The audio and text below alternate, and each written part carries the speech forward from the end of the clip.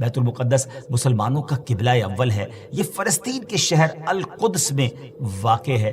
بعض نے اس شہر کو بھی بیت المقدس کہا ہے۔ اس میں کوئی شک نہیں کہ بیت المقدس یہودیوں، عیسائیوں اور مسلمانوں تینوں کے ریلیجن کے لیے مقدس مقام کی حیثیت رکھتا ہے۔ حکیم الامت مفتی احمد یار خان نعیمی رحمۃ اللہ تعالی لکھتے ہیں کہ چونکہ اس زمین میں حضرات انبیاء کے مزارات بہت ہیں، اس لیے اسے قدس کہا جاتا ہے۔ حضرت سیدنا سلیمان علیہ نبینا علیہ الصلوۃ والسلام کا مزار مبارک اور عالم اسلام کی مشہور و معروف مسجد اقصی بھی اسی شہر میں واقع ہے۔ رہی یہ بات کہ اس کا سنگ بنیاد کب رکھا گیا، کعبہ معظمہ کی بنیاد ڈالنے کے 40 سال بعد سیدنا آدم علیہ نبینا علیہ الصلوۃ والسلام یا ان کی اولاد میں سے کسی نے اس کی بنیاد ڈالی۔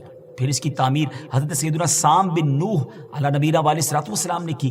پھر ایک عرصے کے بعد حضرت سیدنا داؤد علیہ نبینا علیہ الصلوۃ والسلام نے بیت المقدس کی بنیاد اسی مقام پر رکھی جہاں حضرت سیدنا موسیٰ علیہ نبینا علیہ الصلوۃ والسلام کا خیمہ نصب کیا گیا تھا۔ اس عمارت کے پورا ہونے سے قبل حضرت سیدنا داؤد علیہ نبینا علیہ الصلوۃ والسلام کی دنیا سے وفات کا وقت قریب آ گیا، تو اب آپ نے اپنے بیٹے حضرت سیدنا سلیمان علیہ نبینا علیہ الصلوۃ والسلام کو اس کو مکمل کرنے کی وصیت فرمائی۔ حضرت سلیمان علیہ نبینا علیہ الصلوۃ والسلام نے انسانوں سے نہیں بلکہ جنوں کی ایک جماعت سے اس کام کو کروانا شروع کیا۔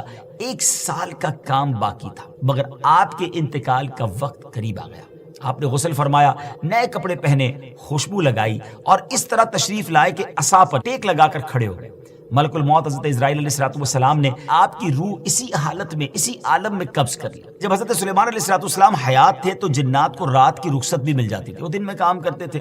حضرت سلیمان علیہ الصلوۃ والسلام بھی آرام کرنے چلے جاتے تھے، مگر آپ چونکہ اب کھڑے ہی تھے تو اب جنات کو دن رات راؤنڈ دا کلاک کام کرنا پڑ گیا۔ جیسے اس کی تعمیر کا وقت پورا ہونے لگا تو اللہ کی شان دیکھیں کہ آپ کے اس عصا کو، اس لکڑی کو دیمک نے کھایا اور آپ کا جسم زمین پر تشریف لایا۔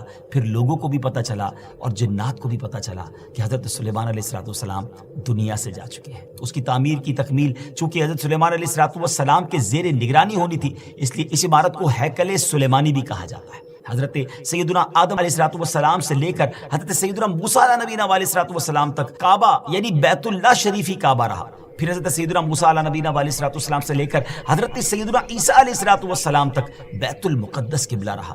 اور ہجرت کے بعد مدینہ منورہ میں بھی مسلمان 16 یا 17 مہینے تک بیت المقدس کی طرف ہی رک کر کے نمازیں پڑھتے رہے۔ ہجرت کے 1 سال 5.5 مہینے کے بعد 15ویں رجب پیر کے دن مسجد بنی سلمہ میں نماز ظہر کے درمیان قبلے کی تبدیلی ہوئی اور اللہ پاک نے پیارے آقا علیہ الصلوۃ والسلام کی خواہش کے مطابق مسلمانوں کا جو کعبہ ہے، قبلہ ہے، وہ کعبہ کو فرما دیا اور اب مسلمان کعبے کی طرف رک کر کے نماز ادا کرنے لگے۔ اس مقام پر آج بھی مسجد قبلتین قائم ہے۔